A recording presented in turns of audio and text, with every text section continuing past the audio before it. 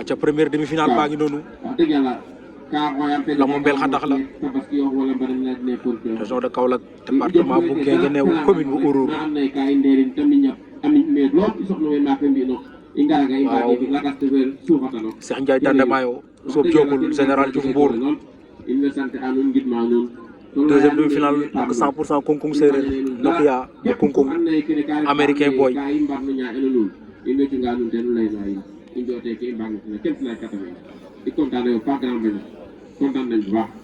ndeysaan Cheikh Ndiaye Tande Mayo moo fi daan Boy Maroon numéro 2 bu Ndimaag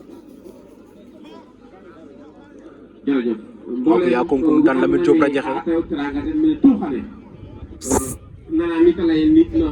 waaw moom Nokia daan Biram Ndox Saare Jaxaaw ndeysaan américain boy daan Baye Diouf Sari Ndiago Baye Diouf Sari Ndiago moo fi daan Simbo Kama Jaxaaw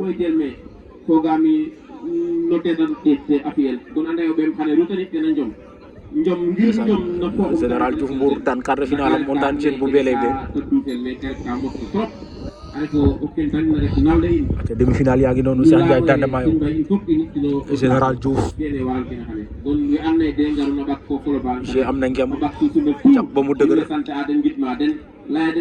Cheikh tamit jàpp na fop lengu in way sant a we ngarna me atna me teranga tout in way sant a den ngidma den laya dene kene te i ngooytooxa ngas fa xa cal te deuxième demi-finale arbitre sifflé na ko mbegalo saaxe Nokia Kungkung mbegalo fop ken somo wa américain boy a ngidma képp ku garna me na jangaro yasam bala o xaada ta fak tak no barke tuleera fa salaamaaleykum wa rahmatullahi taala wa barakatuh loolu 100% Kungkung séeréer la demi-finale boobu américain boy la ak Nokia bu Kungkung kon merci beaucoup jërëjëf kon ne tala juuna rek wax dëgg yàlla joko njal a paax képp ko andoona yee refay délégation gar jega joko njal animation ye te sortie délibérée yaa wali aussi vraiment mention spéciale wax dëgg yàlla léegi nag règlement bi dafa changé de voilà mention waaw bu spéciale dee yaa defal sa yaa génnal sa bopp sortie délibérée da ngay jël avertissement mais bu dee mbër bi moo la pousse nga génn loolu nee nañ du avertissement règlement bi moo changé ah lambu ji xanaa lépp ay délégation la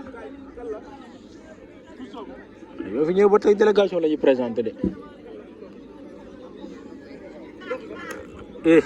Cheikh Ndiaye padd na ko de loolu dóor tànk la wala padd la wala lan la wala weex